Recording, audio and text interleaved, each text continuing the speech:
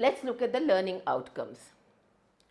After studying this module, you shall be able to know the components of project appraisal, understand the meaning of financial appraisal, learn the different types of financial appraisal techniques, evaluate the projects using these techniques, identify the projects which can be undertaken, and lastly, analyze the results derived from the technique.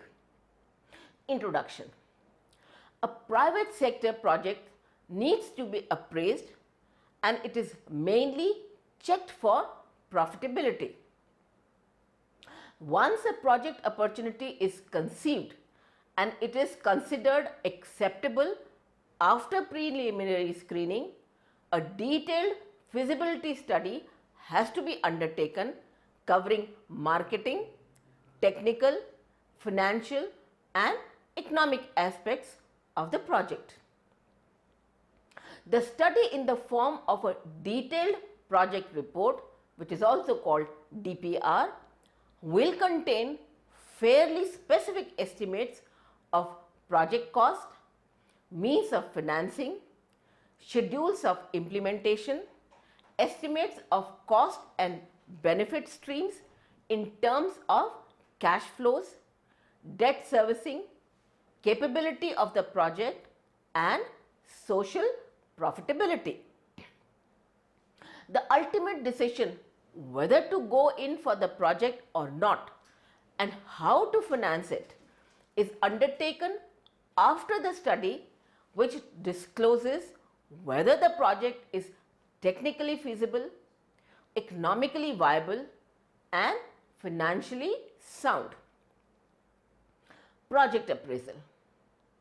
The appraisal of project means to evaluate the costs and benefits arising from the project from financial perspective to ascertain the demand and supply of product desired to be manufactured and to find whether it will be feasible to achieve the goal with constraints of limited resources. Thus, project requires the following appraisal before implementation, that is market appraisal, technical appraisal, economic appraisal and financial appraisal. Let's look at the market appraisal. Before undertaking any project, it is very important to know the market share and market size of the product. If the market size is very large, even a small share can be profitable. But if the market is squeezing, then even a dominant position in the market would not be an attractive proposition. So, analysis must be done to find out certain facts about the demand for the product before undertaking it. These facts can be about 1. What is the elasticity of the product? 2. What is the threat of new competitors? 3. What are the consumers' requirements? 4. What has been the past demand and what is the expectation of prospective demand? After considering the available information, a forecast for the future demand is made using an appropriate forecasting technique. Technical appraisal. The next step would be to check all the technicalities, that is, whether raw material would be available or not, whether enough power, fuel and other utilities would be available, whether it is a state of the art technology or not. If we are not using the latest technology, are there chances of it becoming obsolete? The plant layout and design are proper or not. Economic appraisal. Generally, projects which are government sponsored are appraised for its social cost benefit analysis. which is also known as economic analysis. A project shall be accepted if social benefits are more than social costs. Even private projects are evaluated for social cost benefits, and they are allowed or accepted if their social benefits are also more than social costs, or the enterprise undertakes to make out the loss that has been caused to the society. It can do so by taking measures to restore that ecological balance, by making repairs to the damage caused to the environment, and if due to the project some people get out of jobs, and then provide employment to those workers. While carrying out economic appraisal, the following points are worth considering: whether or not the project will provide employment, will it tend to distribute the income uniformly in the society? 3. Will the project increase savings and investments in the economy? Financial appraisal. Next important thing is to see whether the project is financially sound or not. Whenever a project is screened, it will be taken up only if it is financially sound. The inflow of cash streams should be more than the outflows. It should be profitable for the entrepreneur, and some value addition should be done. This is a very careful study, and lot of future forecast is required to be made. Steps in financial appraisal. The financial appraisal of a project can be viewed as two-step procedure. Firstly, the stream of cash flows, both inflows and outflows associated with the project is to be determined, and then by using some technique, these cash flows are evaluated to find out whether the project is financially sound or not. However, the appraisal is based on two very important assumptions. One, the first assumption is that cash flows will occur once in a year. This assumption is made to simplify the appraisal, as most of the appraisal criteria use the concept of time value of money. If cash flows will be considered as a continuous affair, then it will be difficult to find the present values. The second assumption is that project belongs to the same risk class as that of the firm which is employing the project. Step 1. Defining costs and benefits. All costs and benefits must be defined in terms of cash flows only. Further, cash flows which accrue to the firm are relevant. Therefore, cash flows after tax should be considered. For this purpose, depreciation and other non-cash items should be added back to the profits after tax. In determining cash flows, cash flow of the firm should be considered from long-term funds approach and not from equity perspective. Therefore, interest on long-term loans should be ignored. The reason is that the cash flows are discounted using the weighted average cost of capital. When cash flows after interest are discounted using weighted average cost of capital, the impact would be doubled. In determining the stream of cash flows, incremental cash flows should be considered. Sunk costs should be ignored, while opportunity costs should be taken into account. If the project has some impact on other product lines, it must be quantified and adjusted for. The overhead costs already incurred by the firm, now allocated as a cost of new project, should also be ignored. Step 2. Evaluating the cash flows using capital budgeting techniques. Once the cash flows are determined for the project, the next step will be to evaluate the cash flows using any of the techniques available. These techniques can be classified as traditional and modern. The difference being that traditional techniques do not consider the time value of money, whereas the modern techniques do not ignore it. Under these techniques, cash flows are discounted using some appropriate rate, which generally is the cost of capital, to compare the inflows and outflows. If inflows turn out to be more than the outflows, the projects are accepted, and where the question is to determine which project to invest in. That is, the question is of choice. That project is accepted which offers higher inflows or higher return. Sometimes it is also possible to invest in more than one project simultaneously.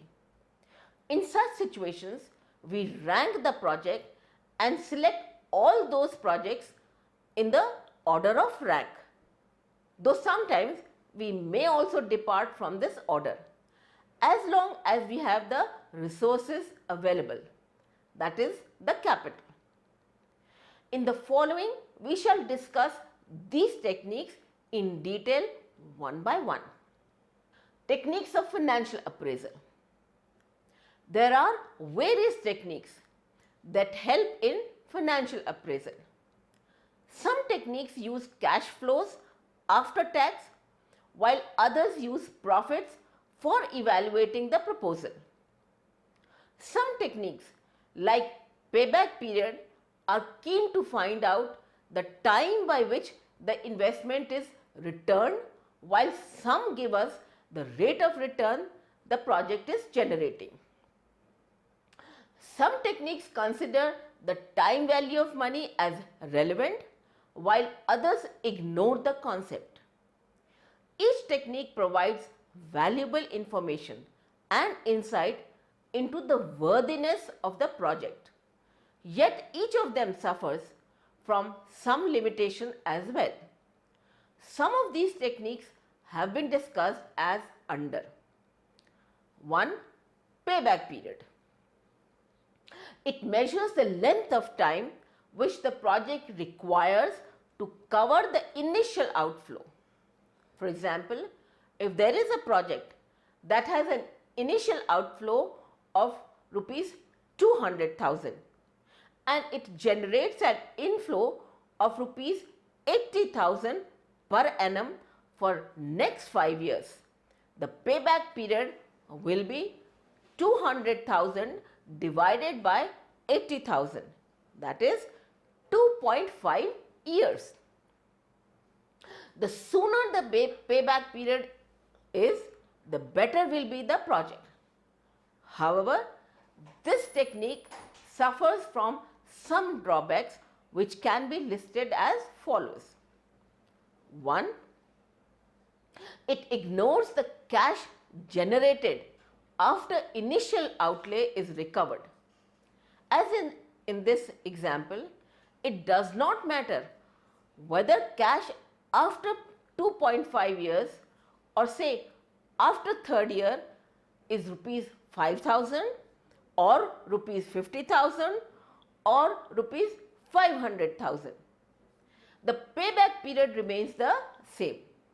Thus, it leads to discrimination against projects which generate substantial cash flows in later years.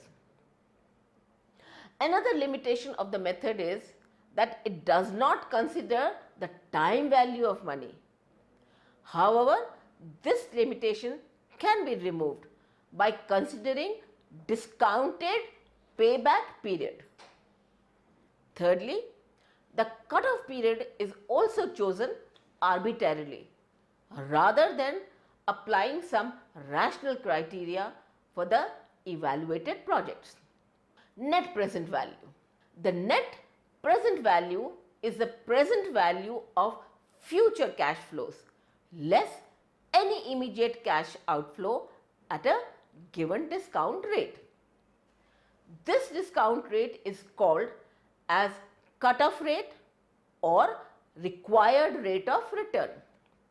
This immediate outflow is generally the investment made in the project. The net present value is the difference between the present value of inflows and present value of outflows. If this is positive, the project has more inflows than outflows and should be accepted, whereas if outflows are more than inflows, the project should not be accepted.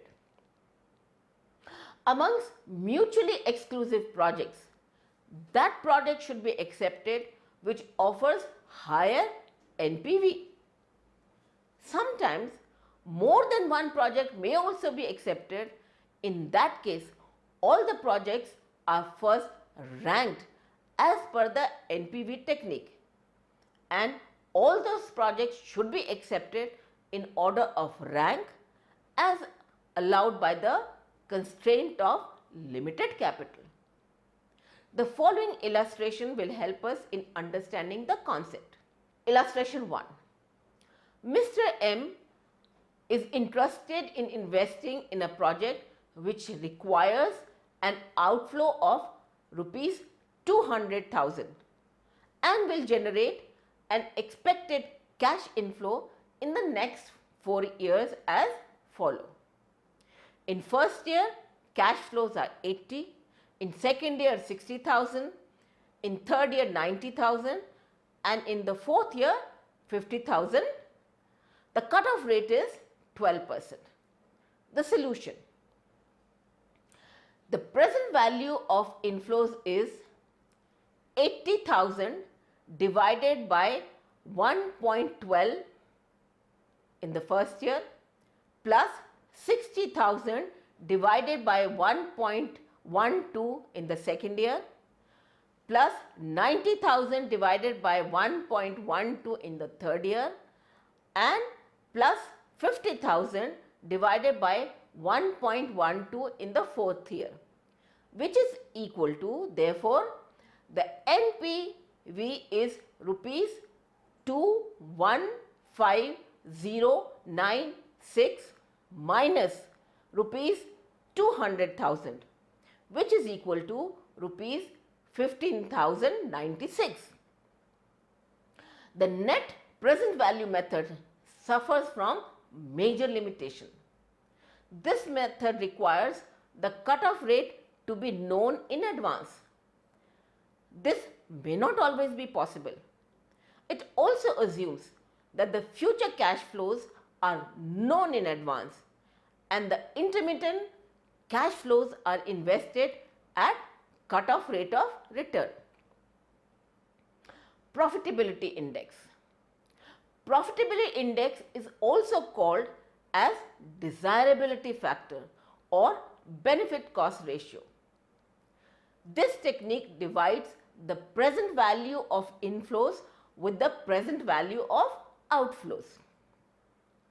This gives a relative measure of project evaluation instead of absolute.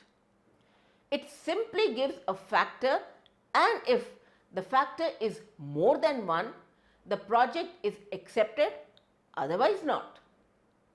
This factor is also known as benefit cost ratio, that is BCR. A slight variation of the benefit cost ratio is the net benefit cost ratio. Let's look at the illustration.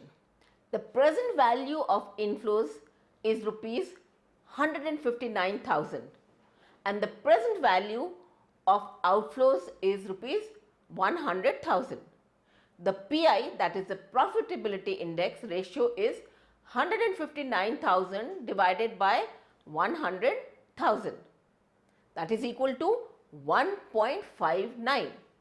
And if we talk about NBCR, then it is given by NPV divided by present value of outflow, which is equal to 59,000 divided by 100,000, which is equal to 0.59.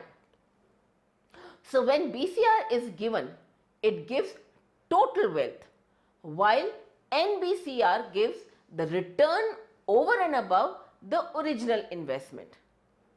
BCR should be greater than 1 and NBCR should be positive in order to become an acceptable project.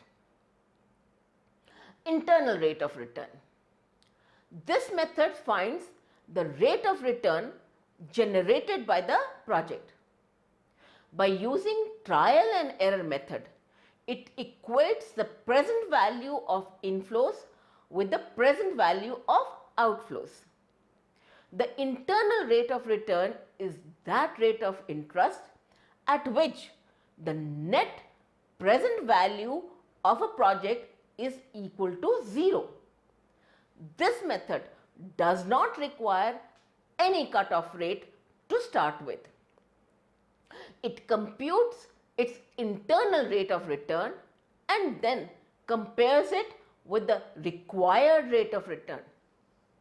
If the return generated by the project is more than the required rate of return, the project is accepted. And if it is less than the required rate, the project is dropped. The concept of IRR can be understood with the help of following illustration. Y Limited is interested in investing in a project that has an initial cash outflow of rupees 10,100,000 and the expected stream of inflows over the next 4 years is as follow. Year 1, cash inflows 500,000, year 2, cash inflows 500,000, in year 3, 308,000 and in the 4th year 120,000. Solution. In order to find the IRR, we have to use hit and trial method. First step will be to take up an arbitrarily any rate and find NPV at that rate. Based on the results of the first step, another rate would be taken up and another NPV is determined. And the two rates are interpolated or if need be extrapolated. So, if the first rate is 15%, NPV at 15% is 1083,980 minus 10,100,000, which is equal to 83,980. Now, 1083,980 is equal to 500,000 divided by 1.15 plus 500,000 divided by 1.15 in year 2, 308,000 divided by 1.15 in year 3 plus 120,000 divided by 1.15 in year 4. Now, since the NPV is positive, we have to try another rate which should be higher. So, let us try at 17%. Now, 1048,951 is equal to 500,000 divided by 1.17 plus 500,000 divided by 1.17 in year 2 plus 308,000 divided by 1.17 in year 3 plus 120,000 divided by 1.174. By interpolation of the two rates of IRR of the project is 19.79%. However, IRR has a major limitation, and that is it assumes that intermittent cash flows are reinvested at the same rate as that of the project. This can be resolved by using a slight variation which is known as modified internal rate of return, that is MIRR. Under this method, we assume a reinvestment rate, and instead of evaluating a project at the initial period, all the cash inflows are taken at the terminal value, and finally the rate of return effectively generated by the project is calculated using the formula for compound interest. Accounting rate of return. Another important technique of capital budgeting is ARR, that is accounting rate of return or average rate of return.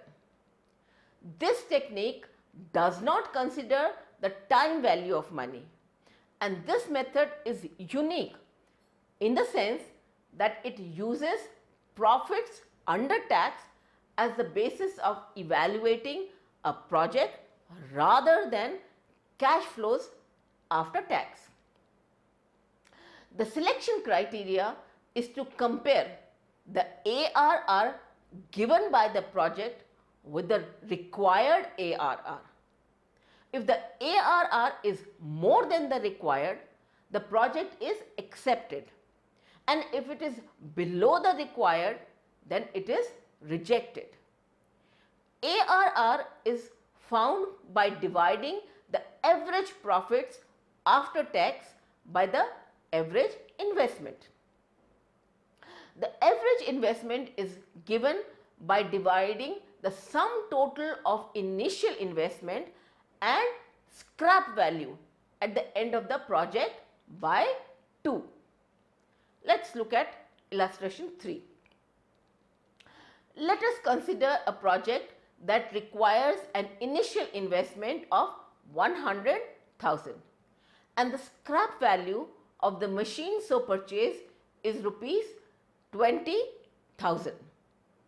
The project has a life of 3 years in which it will generate profits after tax of rupees 12,000 in the year 1, rupees 10,000 in year 2 and rupees 8,000 in the third year. What is the accounting rate of return generated by the project? Solution.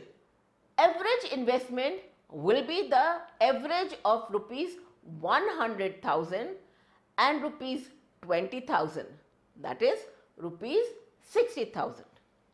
Average profit after tax shall be the simple average of rupees 12,000, rupees 10,000 and rupees 8,000, which is rupees 10,000. Therefore, ARR shall be equal to 10,000 divided by 60,000 multiplied by 100, which is equal to 16.67%. If the decision maker finds the ARR of rupees 16.67% satisfactory, he may accept the project. However, this technique has the following limitations. It ignores the time value of money, it takes profits after tax and does not consider cash flow after tax. If in the above illustration, the profits after tax for the 3 years had been rupees 8,000, rupees 10,000 and rupees 12,000, the ARR would still be the same. Let us summarize. The projects are screened, and after the preliminary screening, some projects are taken up for further evaluation. The projects have to be economically, financially, technically and marketability appraised. It is to be found whether the projects are technically feasible, economically viable, and financially sound, whether the product manufactured can be marketed or not. In this module, the focus is on financial appraisal. There are some underlying assumptions in making financial appraisal, like the risk of the project is same as that of the firm and cash flows of the future years can be estimated. Another aspect in financial appraisal being that evaluation is done on the basis of long-term providers of funds. There are various techniques of financial appraisal. Most of the techniques use cash flows after tax as the basis of evaluation. These techniques are as follows: 1. Payback period. 2. Net present value method. 3. Internal rate of return. 4. Profitability index. And 5th, accounting rate of return. Accounting rate of return is a technique that does not use cash flows, but it uses profits after tax. This technique ignores time value of money and does not differentiate between projects that offer initially higher returns and those which offer higher returns in latter years. Each technique gives results in different manner, and there is a different criteria to accept or reject a project or to choose between mutually exclusive projects. Some methods are relative while some are absolute.